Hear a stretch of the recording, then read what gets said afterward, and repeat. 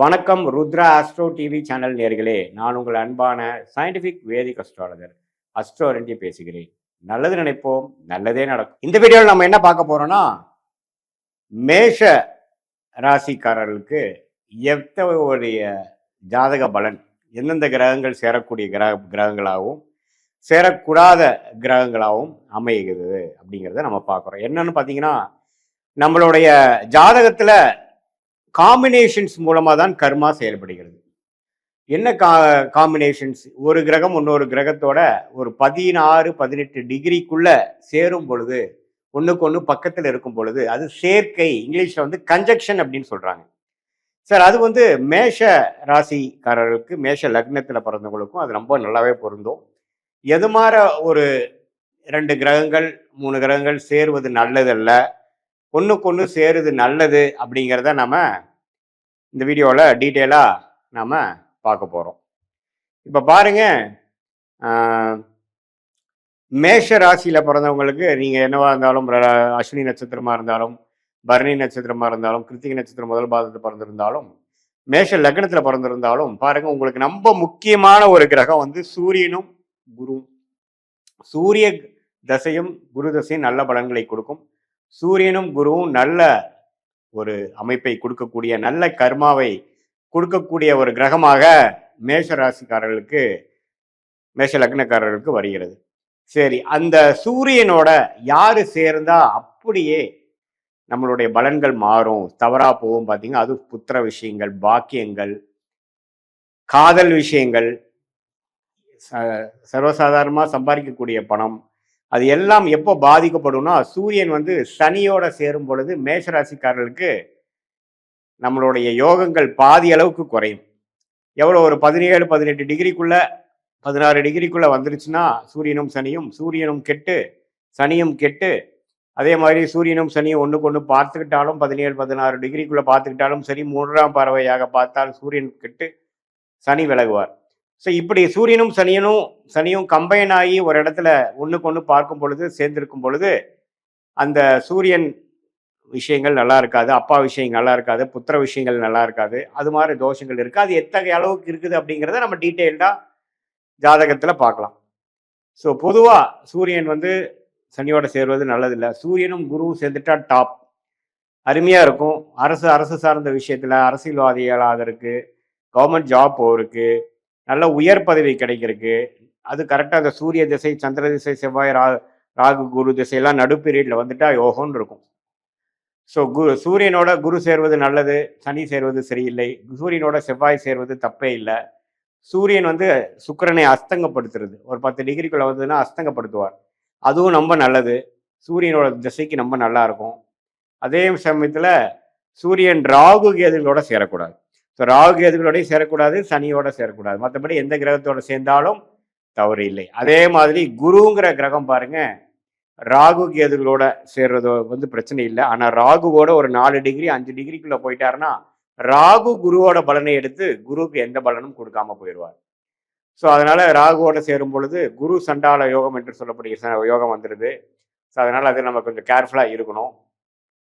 மற்றபடி பாருங்க, ஓரளவுக்கு குரு சனியோட சேர்ந்தாலும் சனியை திருட்பலம் கொடுத்து நல்ல தொழில், நல்ல வேலை, அது மாதிரி விஷயத்தை கொடுக்கதான் செய்வார்.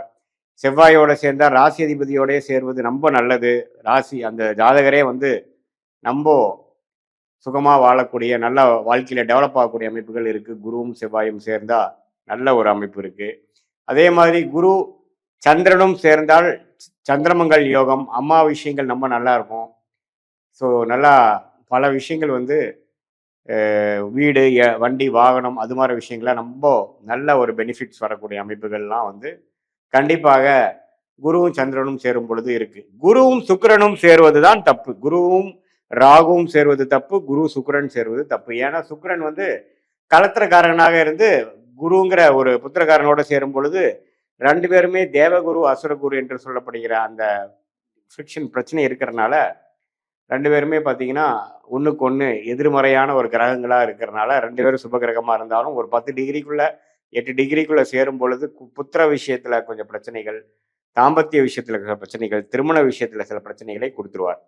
ஸோ அதனால குரு வந்து இந்த 2 கிரகத்தோட சேர்க்கை இல்லாமல் மற்ற கிரகத்தோட சேர்ந்திருக்கிறது நல்லது. குரு புதனோட சேர்ந்திருக்கிறது தப்பில்லை. ஸோ எல்லாமே ஓரளவுக்கு பரவாயில்லை. அதே மாதிரி மற்ற வர ஒரு மாதிரி மிகவும் அவயோக கிரகமாகிய புதன் மேஷராசி மேஷ லக்னுக்கு வரக்கூடாத தசையாக வருகிறார். வரவேண்டிய தசையாக சூரியன் குரு வருகிறார்.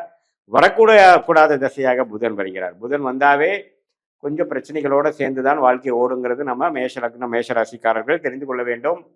ஸோ அது எப்படி இருக்கும் அப்படின்னு பார்த்தீங்கன்னா, செவ்வாய் வந்து புதனோட சம்மந்தப்பட்டுருச்சுன்னா ரிஸ்க். ஏன்னா செவ்வாய்ங்கிற கிரகம் ராசி அதிபதி லக்னாதிபதியாக வரும் பொழுது அவர் 6ஆம் வீடு அவருக்கு பிடிக்காத அவயோக கிரகத்தோட சேரும் பொழுது ஜாதகரே கொஞ்சம் விடந்தாவாதி மாதிரியும், அவர் கொடுக்குற ஐடியாஸ்லாம் கொஞ்சம் கரெக்டாக இல்லாத மாதிரியும், வம்பு வழக்குகள் அதிகமாக வாழ்க்கையில் சந்திக்கக்கூடிய அமைப்பாகவும் ஜாதக பிரகாரம் கொடுத்துரும்.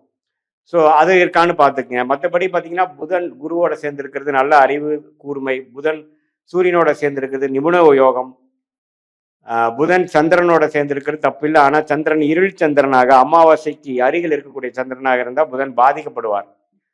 புதன் சனியோட சேர்ந்திருந்தா மந்த புத்திக்காரராக படிப்பு விஷயத்தில் கொஞ்சம் சுமாரான அமைப்பு தான் கொடுக்கும்.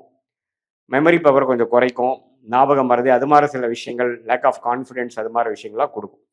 மற்றபடி பார்த்தீங்கன்னா புதன் வந்து செவ்வாயை காட்டிலும் ராகுவோட சேர்வதும் தப்பு.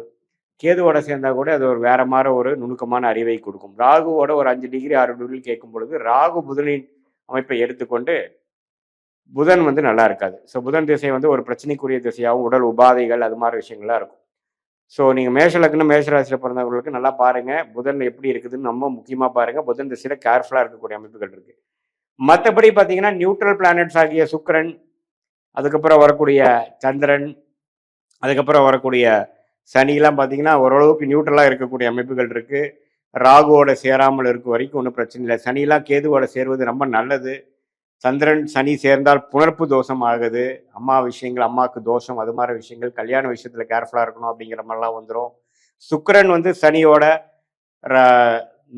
செவ்வாயோட சம்மந்தப்படும் பொழுது காதல் விஷயம் மூலமாக கல்யாணம் நடக்கிறது, காதல் திருமணம் அது மாதிரி விஷயங்கள்லாம் வரக்கூடிய அமைப்புகள் இருக்குது. அது எத்தகைய திருமணங்கிறது 7ஆம் வீட்டு அதிபதி எப்படி இருக்கிறார், அடுத்து வரக்கூடிய தசாபுக்திகள் எப்படி இருக்குதுங்கிறத வைத்து நாம் துல்லியமாக சொல்கிறோம்.